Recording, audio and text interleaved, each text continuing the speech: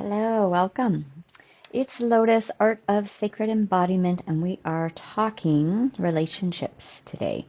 We are talking partnerships, romantic relationships, old paradigm and new paradigm.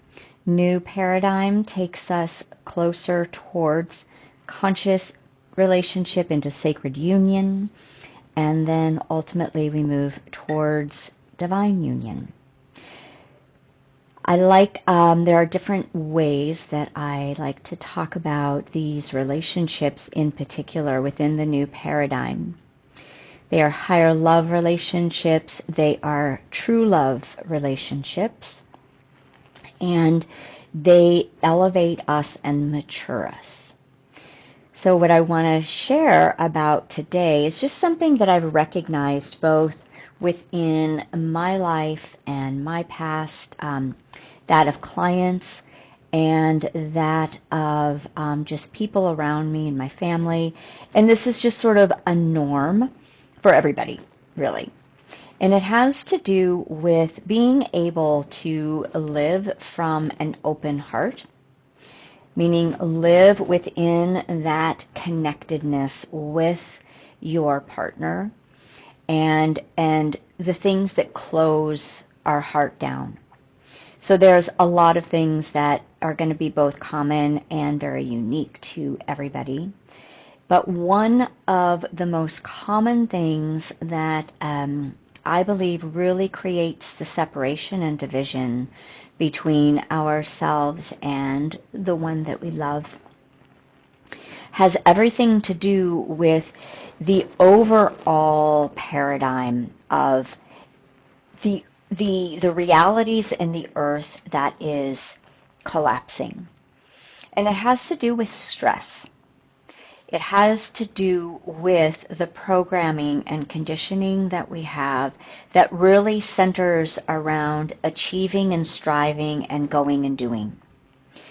The more that we focus on all of those things that we need to strive towards and do, which somehow is going to bring us a sense of fulfillment and wholeness and feeling good overall, right, about ourselves and our life is really built on that paradigm of living from the outside in. Now, this doesn't mean that we don't want to have a sense of purpose, that we don't want to take action, that we don't want to be the co-creators with a bigger force in our life, because when we're actually co-creating with the divine, we are not in our full-blown doership. When we're in the full-blown doership, we're out of sync into and out of balance, masculine energy, and the ego construct is really locked into an identification of needing to prove and achieve. And of course, this is directly linked to our survival. And our survival is the underlying force of everything that drives the machine of the old matrix, right? The ways in which we have been deeply programmed, right? If we're operating on survival, we're contracted and constricted. We're locked down into that lower center, right? That root center in an imbalanced way. And if we think about it energetically, right, all of the energy that wants to move upwards gets sucked down into that need to control, to be in control, to control our lives, to control others. And it limits our ability to expand and open and really come into our heart center. Each of these points could be a whole other video in and of itself, but all of this is going to be and is a part of the work that I do with sacred unions. But I want to focus on the stress primarily. And, the stress is just the byproduct of how we have been conditioned to live and what we have been taught that is important in life, and the ways in which we have been programmed to really take on the identification that we are what we do in some way, that we are our work, that we are what we're striving towards, that we are the success. Success as a being has been deeply intertwined with success in career, success in our monetary success, right? Success in fulfilling that American dream, so to speak, just from that developed world perspective. There was a time and a place for all of this, which was part of our developmental phases and stages. So I don't really come from the perspective that everything that has come before is wrong, or that all of the programming and conditioning in and of itself is bad or evil necessarily.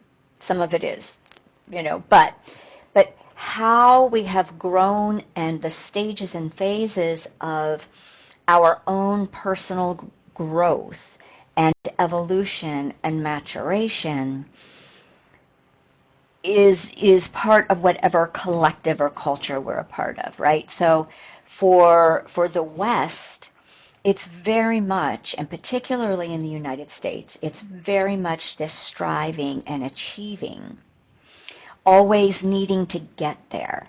But what is there, right? How do you know? How do we know when we've arrived?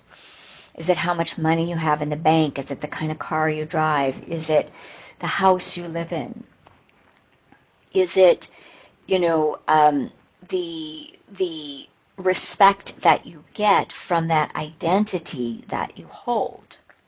Now, most of you who are here are recognizing that that's not actually probably true for you in many ways, although there might still be underlying currents that may not be as obvious, that the programming is still there. I certainly have had that for myself, not so much what I'm achieving in the outer world. I'm not, my journey has not really been materialistic, but it certainly has been one of constantly, learning and growing and focusing on everything awakening. And even within that, there come certain identifications, right? As a teacher, as a guide, as a healer, all of these things that in and of themselves serve a purpose, and yet, what is the price that's paid, right, for our quality of relationship, our quality of connection, be that with friend groups and our immediate community,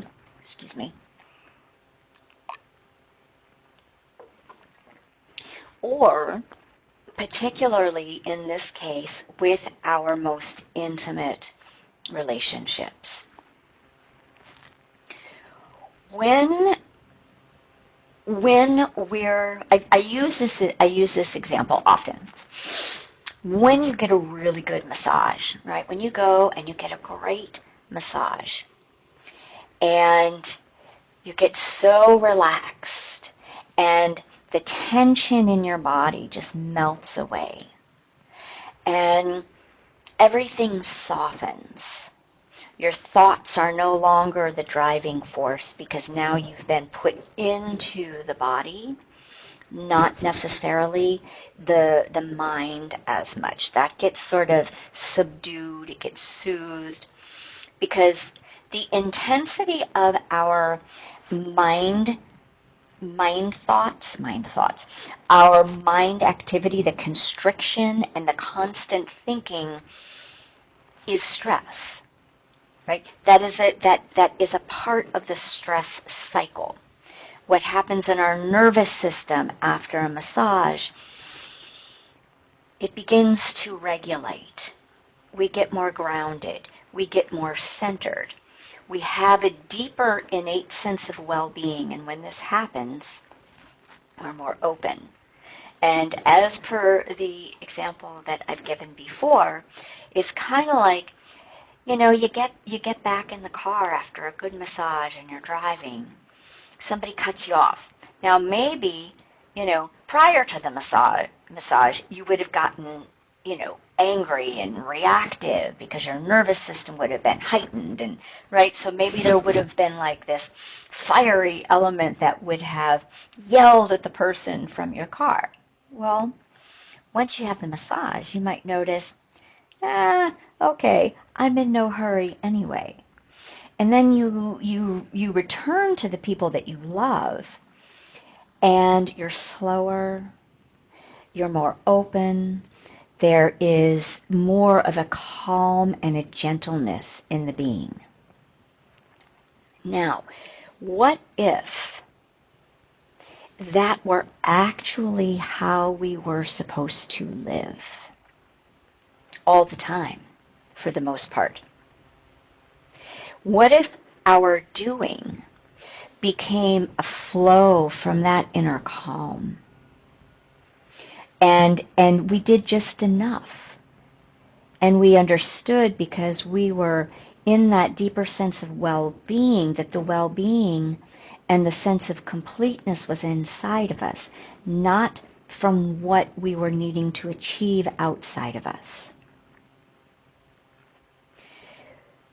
When we're in our relationships, our romantic, our partnerships, what tends to happen is, based on the levels of your programming and each person's need to achieve, to do, for success, for proving, and for finding their well-being externally, this is going to begin to create divisions and separation. It's going to create contraction, which shuts down the heart center. And when that heart center is shut down, no matter how much we might love somebody, it's hard to get in contact with it. We know that we do, but when the energetics of the heart cannot be fluid between the two, then there's a chain reaction of shut down, pull back, constrict. Stories can come in. Now, granted, this is just one example and one aspect of a larger whole on where relationships get stunted in their development and in their intimacy. Because when we're in this dance with each other, we're dancing almost in isolation. We're dancing within ourselves, trying to get certain things met, but unable to, because we're both contracted and constricted. And this may happen at different times, right? So one person might be, what's a good example, right? If you've got a morning person and an evening person, one person might be really wanting and being more open, right? Because maybe they're tired. When we're tired, we have a tendency to open a little bit more. So when there's a tiredness, not everybody, but it depends on your unique makeup. But when we're tired, we may be more open to that connection. because we're not in go mode, we're not in do mode anymore. We're just in that relaxation, forced relaxation because of exhaustion, perhaps. And and and that might be at the end of the day. So one person might be really open and ready for connection, but the other person might be so tired that they're still wound tight, right? So they're still really contracted. This person is like open and wanting and needing, and they're going to feel their emotions a little bit more deeply because they're open, because now they're kind of in that heart space. The one who's more contracted might feel, right, they're going to contract even more. They're going to be almost repelled because they're already exhausted, and the way that they deal with exhaustion is they just need to be by themselves. So one might be open, one might be closed down. That in and of itself creates even more stories, creates more programming and conditioning and our own karma to rise to the surface. When both people can be operating from a place of openness and reciprocity, giving and receiving in their right alignment, then that allows those beautiful moments, right, of coming together, where both people are open, both people have softened, both people might be relaxed enough to be able to connect genuinely, not from needing and pulling and demanding from another, and not from giving in obligation.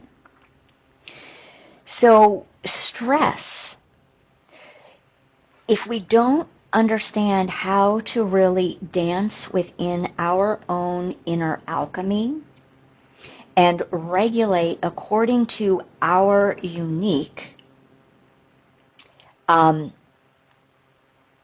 we'll just say elemental union inside, our own elemental balance, and if we don't know the other person's, then we might end up living feeling very disconnected and separate, feeling very shut down, feeling like we're just going through the motions. We know we love each other, and yet we can't really get close. And for many people, that is a comfort zone, because intimacy and really getting close and having deeper connection is scary, because we aren't actually taught how to do that. So working within our conscious relationship paradigm, moving into sacred union, these are the things that we start to address. These are the things that we begin to tease apart. These are the things that we begin to understand more deeply, so we aren't trapped in relationships of blaming or shaming the other person, or needing and wanting when another person can't give those things. And why they can't have a number of reasons. And right now I'm just focusing on stress, right? So the stress, watch your stress levels in your relationships. How can you come together to know when both of you are open and fluid, and then how do you cultivate that space, that energetic opening? And what things in your life that you're focused on, perhaps outwardly, that continue to create the separation and division, can you begin to address individually, so that then you can understand, know thyself, so that you can come together and know one another in their true expressions. So I'm going to leave it with that. And so stress and survival, two key things for separation. And if you're interested in exploring this work further, I work with individuals and couples, and you can go to my website. I'll put the link below, Working the Sacred Union, and reach out to me. And thanks for subscribing if you appreciated this, and for liking. All right. Many blessings.